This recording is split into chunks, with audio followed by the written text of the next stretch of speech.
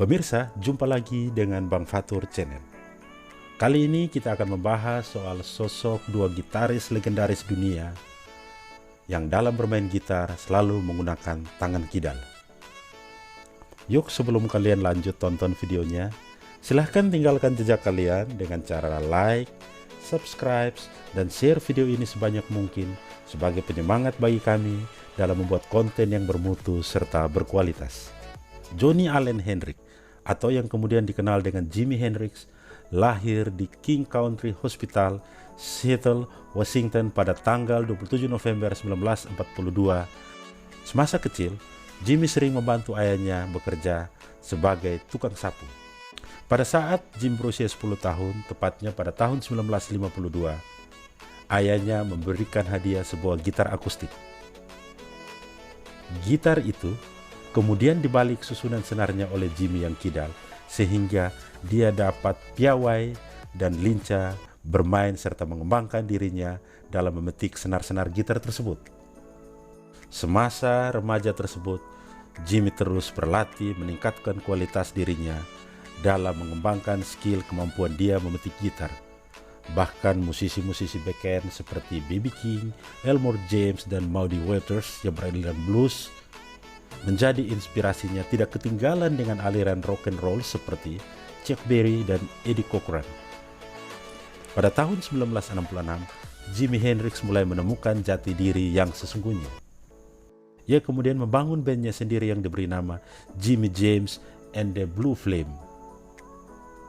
Dalam petualangan tersebut, Jimi kemudian menarik simpati Linda Keith yang merupakan pacar dari gitaris Rolling Stone, Keith Richards. Oleh Linda dan Keith, Jimi kemudian dikenalkan kepada pemain bass The Animals, Chess Chandler. Di tangan Chess inilah karir Jimi mulai terbuka. Oleh Chess, Jimi diajak untuk berpetualangan di London pada 24 September 1966. Pada tahun 1966 di London, Chess kemudian membentuk band untuk Jimi Hendrix. Dengan bergabungnya penggebuk drum Mitch Mitchell dan Noel Redding sebagai pemain bass, band tersebut kemudian diberi nama Jimi Hendrix Experience yang hingga saat ini masih melegenda. Pada bulan Februari 1967, single mereka, Hey Joe, menempati posisi 6 pada chart musik Inggris.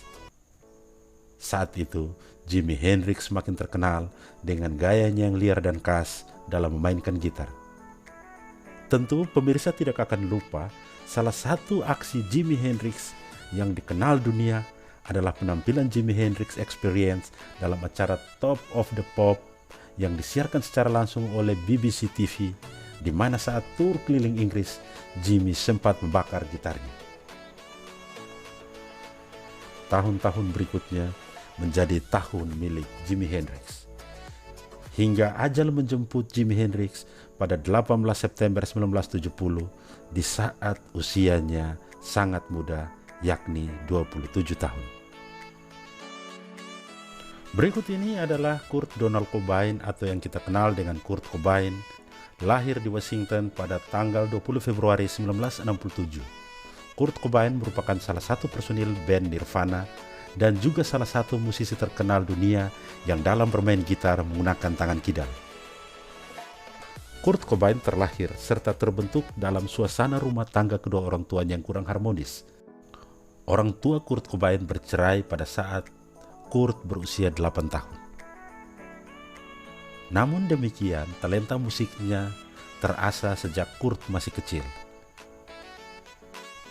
Pada saat ulang tahunnya ke-14, ia diberikan hadiah gitar oleh pamannya.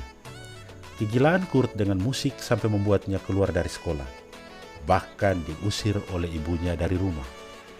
Kehidupan rumah tangga kedua orang tuanya praktis membentuk sifat Kurt Cobain yang sangat pendiam.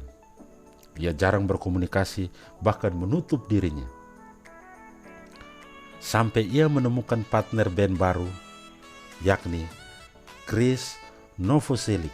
Bersama Chris, kemudian ia bertemu Dave Grohl.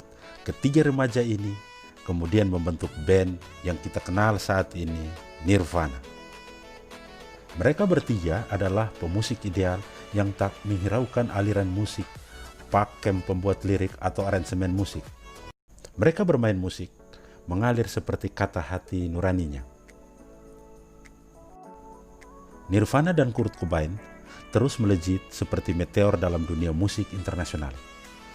Setelah menerbitkan album pertama mereka bertajuk Bleach, bahkan album berikutnya, Nevermind, mendapat penghargaan double platinum.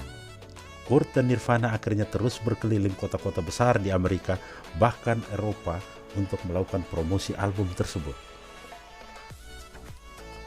Album-album Nirvana meledak di seantero dunia. Gaya berpakaian, cara bermusik, aliran musik mereka dicontek abis oleh remaja di Amerika Serikat dan Eropa pada saat itu. Namun Kurt Cobain akhirnya kecanduan heroin. Heroin tersebut semula digunakan untuk menahan rasa sakit akibat sakit mah kronis dan penyakit scoliosis yang dideritanya sejak lama. Bahkan Kurt berkali-kali masuk program rehabilitasi narkoba. Puncak depresi Kurt terjadi pada saat Nirvana melakukan konser di Jerman pada tanggal 1 Maret 1994.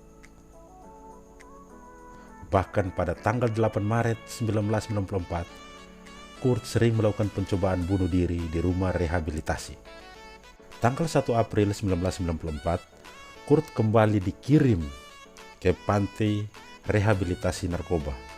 Ia kemudian kabur dari tempat tersebut pada tanggal 2 April 1994. Lalu pada tanggal 8 April 1994, Kurt Cobain ditemukan tewas di garasi rumahnya pada usia 27 tahun seperti seniornya Jimi Hendrix.